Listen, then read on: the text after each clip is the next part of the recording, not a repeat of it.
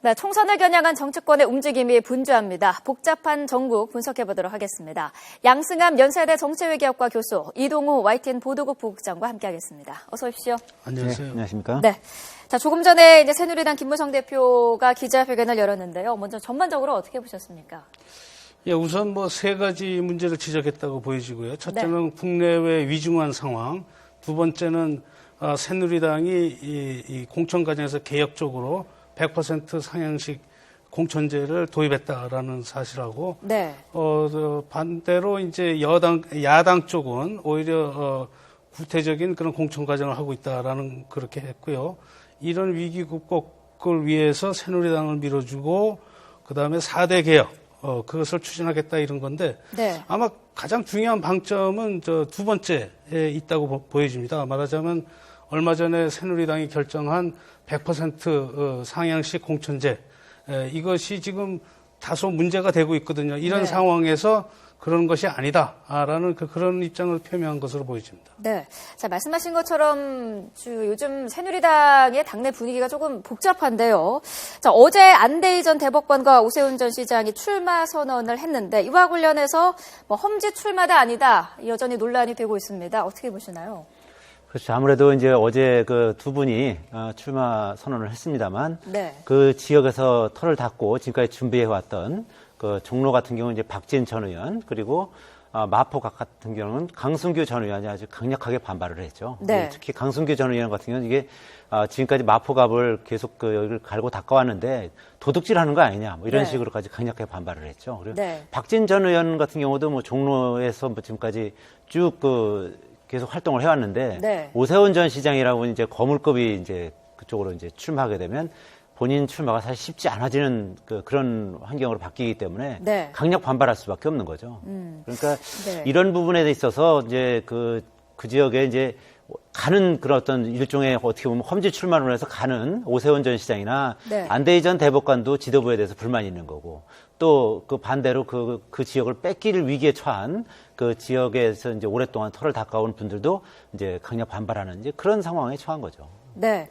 자, 말씀하신 것처럼 안대희 전 대법관이 마포갑 출마를 선언을 하면서 강승규 그 마포갑 당협위원장의 반발이 상당했거든요. 자, 그 현장 상황 먼저 영상으로 준비를 해봤습니다. 보시고 말씀 나누겠습니다.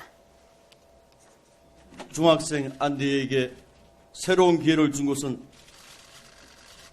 마포였습니다. 정치인 안대희는 마포에서 시작하려고 합니다.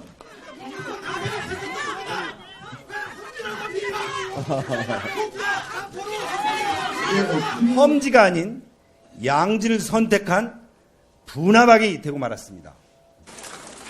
다시 묻습니다. 돈이나 물건만 도둑질해야 도둑입니까? 네, 강승규 위원장 입장에서는 굉장히 억울한 마음이 큰 것 같아요. 그러겠죠. 자기가 잘 닦아놓고 있는 그 지역구에 갑자기 이제 위에서 내려오듯이 이제 내려온 건데, 네. 본래는 이제 부산 해운대 출마하려다가 험지 출마론 때문에 마포 갑으로 온 거 아닙니까? 네. 아마 다른 험지가 더 있었을 텐데 자기가 딱 생각을 해보니까 여러 개 중에 자기한테 선택권은 주어졌거든요. 네. 그러나 그래서 판단해 보니까 아마 중학교 연고가 있는 중학생 얘기를 하는데요.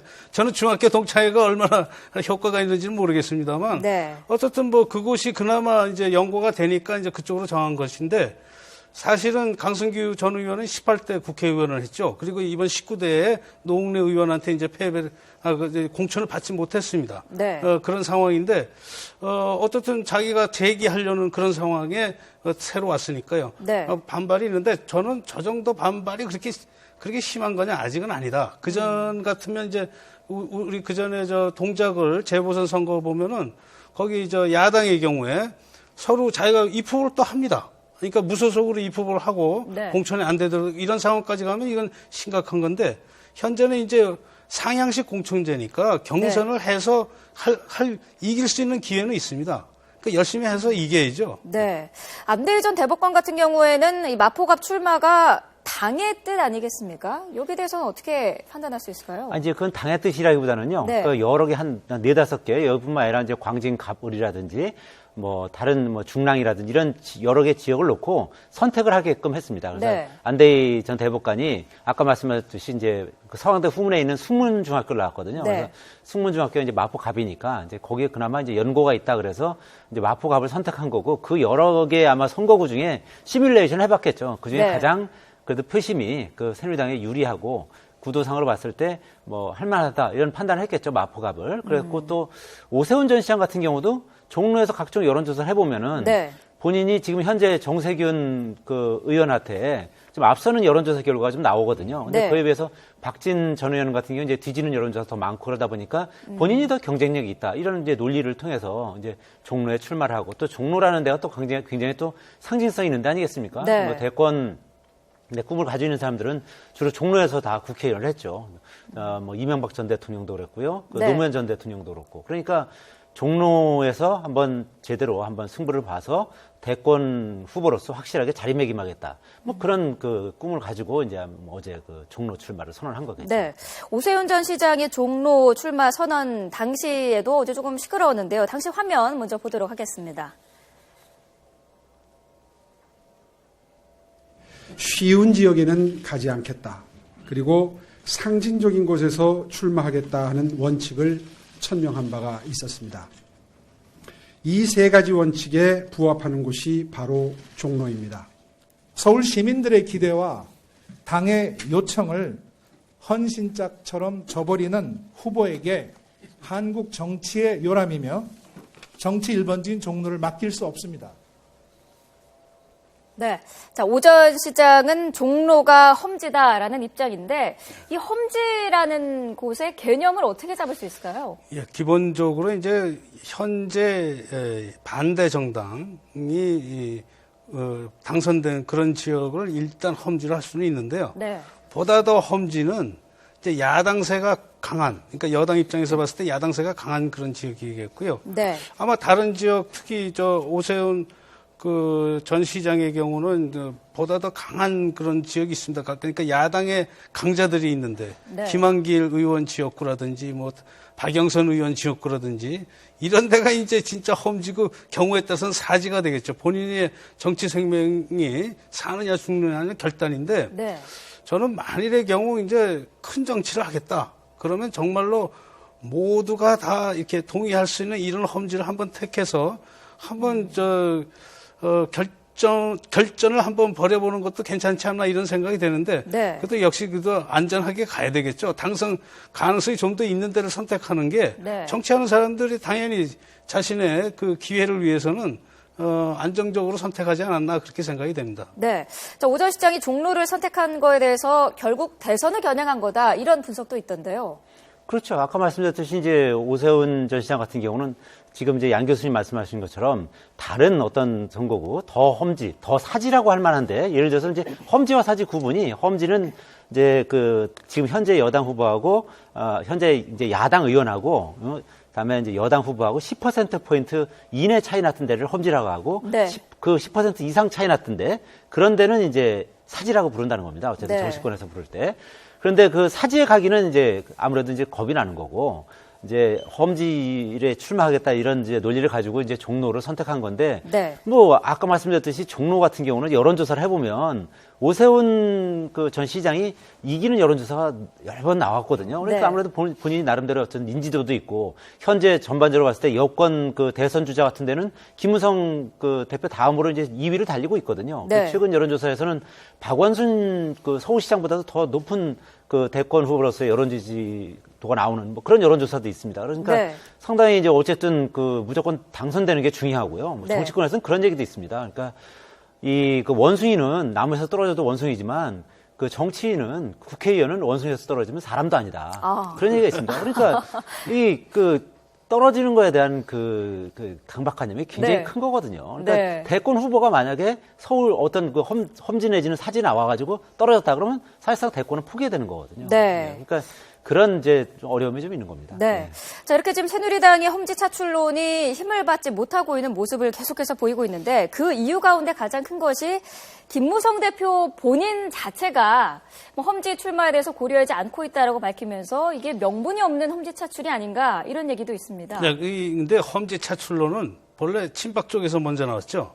그래서 김무성 의원이 당신도 부산에서만 하지 말고 네. 뭐 서울 강북 지역으로 와야 되는 거 아니냐 뭐 그런 얘기도 있었지만 네. 아마 김무성 의원은 뭐 오래 그 부산 지역구에 있었기 때문에 본인은 아마 지역구 심판받겠다고 한 것 같고요. 네. 다소 이제 아마 이 문제점은 뭐냐면요. 상향식 공천제를 하면서 스스로 이게 강압적으로 위에서 누르듯이 하향식으로 할 수는 없는 이런 상황이기 때문에 네. 다소 리더십에 그 아주 좀 리더십이 없는 것 같이 보이면서도 사실은 본인의 뭐 그런 약점도 있겠지만은 네. 그거보다는 제도를 제대로 하자라는 그런 것도 상당히 크게 작용한 걸로 같습니다. 네. 자, 지금 야권의 관심은 문재인 대표의 그 이선 후퇴 여부입니다. 뭐 김종인 위원장은 이선 후퇴가 아닌 사퇴다라고 지금 못을 박았는데 정작 그 문 대표는 공식 반응이 없고요. 원래 내일로 예정이 돼 있었던 기자회견도 연기를 한다고 하죠. 예, 현재 뭐 김종인 그 선대위원장의 뭐 어떤 기세나 지금 뭐 각종 그 발언들을 그 보고 유추해 보면 이제 뭐 그 문재인 대표의 사퇴는 거의 뭐 기정사실화돼 가는 것 같고요. 네. 이제 그 여러 가지 이제 상황을 종합해 보면 김종인 선대위원장은 뭐 얼굴마담으로서 역할만 하는 것은 이제 거부하겠다. 네. 확실하게 당권을 사실상 당 대표로서 선대위원장이 사실상 최고위원회의도 없애겠다는 거 아니겠습니까? 네. 그러니까 뭐 원톱으로서 확실하게 역할을 하겠다. 그러니까 이 공천 부분에 있어서도 확실하게 공천을 본인이 관리하겠다 이런 거죠. 지금 이제 화면에 나오고 있습니다만 친노 패권주의가 당에 얼마만큼 깊이 뿌리박고 있는지 보겠다. 네. 이것을 수습할 능력이 없다고 생각한다면 여기에 오지도 않았다. 그러니까 친노 패권주의를 확실하게 이제 어떻게 보면 타파하겠다, 척결하겠다 이런 의지를 이제 강하게 불태우고 있는 거거든요. 근데 이거를 그 상징적으로 보여주는 게 예전에 이제 그 박영선 그 비대위원장이 이상돈 전 그 새누리당 비대위원 영입하려고 그랬었습니다. 근데 네. 그 당시에 그 정청래 의원이 아주 강력하게 반대를 했거든요. 새누리당의 어떤 상징적인 인물을 어떻게 영입하느냐 그랬는데 네. 지금 이번에는 김종인 그 당시에 그 국민행복 추진위원장이었거든요. 근데 이분을 영입하는데도 전혀 반발이 없이 오히려 그 경제민주화님이 그 우리 당에 들어오시는 걸 환영합니다. 이렇게 완전히 뭐 납작 엎드렸거든요. 그러니까 네. 지금 문재인 대표 입장에서는 어떻게 보면 그 좀 때늦은 감은 있습니다만 네. 이 친노와 그 486 운동권의 어떤 체질을 개선하지 않으면 앞으로 본인의 미래는 물론이고 더불어민주당의 미래도 없다는 어떤 그런 그 생각을 가지고 아마 김종인 그 선대위원장이 영입한 것을 보입니다. 그래서 김종인 선대위원장이 어떻게 하느냐에 따라서 더불어민주당의 성패는 좌우된다 이렇게 볼 수 있겠습니다. 그럼 조만간 문재인 대표는 사퇴를 선언할 것으로 보시나요? 네, 아마 빠르면 빠를수록 좋을 것 같고요. 네. 사실 문재인 대표 입장에서 봤을 때는 스스로 대표 체제를 유지하면서 총선에 돌입한다는 것은 스스로의 그 대선 후보로서의 그 가능성을 오히려 그런 뭐 폭약을 들고 불에 뛰어드는 거나 마찬가지입니다. 무슨 네. 얘기냐. 지금 3당 체제가 거의 굳어져가는 이런 상황에서 지금 더민주당이 과연 제1야당을 확보하는 거 그리고 그것이 아마 급선무고요. 저희가 네. 바텀라인이 그것일 거고 가능하다면 이제 현재 의석수를 확보하는 건데 현재 의석수 125석은 거의 뭐 불가능한 것으로 보여집니다. 그러니까 네. 이런 때는 한 발 뒤로 물러서는 것이 본인의 대선 후보로서 입지로 강화하는 것일 거고요. 네. 마침 뭐 김종인 선대위원장이 좀 역할을 하는 것 같으니까 네. 뭐 제가 보기엔 조금 상당히 이제 많이 너무 강하게 나오시는 것 같은데 네. 그래서 사실 외부에서 들어오신 분이 이제 마치 당의 체질을 완전히 개선하실 것 같이 말씀하시는 건데 제가 보기엔 정치적인 발언이다. 저는 이렇게 보여집니다. 그러니까 네. 뭐 어느 정도 명목적으로만은 안 계시겠지만 어느 정도 역할은 하시겠지만 그게 그렇게 큰 기대가 되는 것은 아니다. 저는 이렇게 생각이 듭니다. 네. 지금 또 박영선 의원은 어떤 선택을 할 것인가에도 상당히 관심이 많은데 당에 남을 것이다라는 의견도 많아요. 어떻게 보시나요? 예, 그 부분이 이제 가장 큰 지금 정치권의 관심사인데요. 네. 박영선 의원이 이제 워낙 또 개혁적 인물이고 또 수도권의 어떤 상징적인 인물 아니겠습니까? 그러니까 네. 양쪽 그 더불어민주당과 그리고 지금 이제 안철수 신당, 이제 국민의당에서 서로 이제 영입하려고 지금 이제 경쟁을 벌이고 있는데요. 네. 제가 알기로는 상당히 박영선 의원이 국민의당에 상당히 좀 영입을 받아들이려고 하는 뭐 그런 움직임이 꽤 있었던 걸로 알고 있습니다. 그런데 네. 그 과정에서 이제 김종인 선대위원장이 영입이 되면서 좀 흔들리는 것이 아닌가. 왜냐하면 김종인 선대위원장하고 또 박영선 의원하고 상당히 절친이거든요. 네. 그리고 어떻게 보면 김종인 선대위원장을 문재인 대표가 영입한 것도 가장 큰 어떻게 보면 이제 역할이라고 그럴까요? 네. 지금 현재 상태에서 가장 큰 역할은 박영선 의원을 좀 주저앉혀 달라. 아마 그런 아마 요청을 했을 겁니다. 이제 그래서 그 작업을 아마 지금 이제 김종인 선대위원장과 이제 문재인 대표가 가장 아마 그 핵심적으로 지금 하고 있을 텐데요. 만약에 네. 박영선 의원마저 그 국민의당으로 넘어간다면 아마 이 더불어민주당으로서는 그 호남은 물론이고 수도권까지 상당한 타격을 입을 수밖에 없거든요. 네. 그래서 물론 이제 상황을 좀 더 지켜봐야겠습니다만 이제 김종인 그 선대위원장이 어느 정도 설득을 할 것인지 그리고 네. 지금까지 이제 박영선 의원이 탈당을 이제 결심하려고 했던 거는 친노에 대한 어떤 반감, 네. 뭐 이런 게 상당히 컸거든요. 본인이 네. 비대위원장 할 때 굉장히 친노 세력들이 많이 흔들었거든요. 이제 네, 알겠습니다. 그런 것이 어느 정도 정리가 되면 뭐 잔류할 가능성도 꽤 있다. 그렇게 볼 수 네, 있겠습니다. 알겠습니다. 자, 말씀하시는 중에 지금 속보가 들어와 있는데요. 박근혜 대통령이 경제단체와 시민단체가 추진하는 민생구하기 입법 촉구 1000만인 서면 운동에 국민과 함께 동참할 것이라고 밝혔습니다. 박 대통령은 창조경제와 문화융성을 주제로 미래창조과학부와 문화체육관광부 등으로부터 업무 보고를 받는 자리에서 어려움에 처한 우리의 경제와 테러 위협을 극복하기 위해서 오죽하면 국민이 나섰겠느냐면서 이같이 밝혔습니다. 자, 지금 박근혜 대통령이 입법 촉구 서명 운동에 동참할 것이다라고 밝혔습니다. 자, 신년 기자회견에서 더 이상 대통령으로 살 수 있는 게 뭐가 있느냐고 기자들에게 오히려 묻고 싶다라고 네. 답했던 그 대통령인데, 자, 서명 운동에 동참하겠다. 어떤 의미로 보십니까? 우선 이제 대통령께서 이렇게 적극적으로 개혁 입법을 추진하겠다는 그런 의지는 굉장히 좋습니다. 네. 그러나 대통령은 이제 국가 전체를 대표한 국가 원수거든요. 네. 국민의 1000만 명이 아니라 우리 5천만 명을 대표하는 그런 사람으로서 조금 더 신중했어야 되느냐 게 아닌가. 만일 1000만 명이 서명하고 해서 그게 입법안이 추진되는가. 우리가 법적인 그 절차 이것도 좀 따져봐야 되겠습니다. 그러니까 개헌 같은 거는 그 적정 수가 네. 서명할 경우 이제 개헌 입법안이 되는데 네. 과연 일반 법안도 이게 국민 서명으로 가능한 것인지 그것도 좀 알아봐야 되겠고요. 네. 하여튼 대통령께서 의지를 보여준 거다. 저는 일단 그렇게 얘기하고 싶습니다. 네. 자, 국민의당 얘기도 한 가지 해보죠. 자, 안철수 의원이 총선 연기론을 거부한 여야 양측에 대해서 강력하게 비판을 하고 나섰습니다. 어떤 행보로 볼 수 있을까요? 근데 아무래도 이제 제3당을 지금 추진하는 거 아니겠습니까? 네. 국민의당 입장에서는. 그러면 기존의 정당을 이제 공격하는 것이 어떻게 보면 이제 최선의 어떻게 보면 전략인 거죠. 네. 그러니까 기존의 정당은 구태정당이다.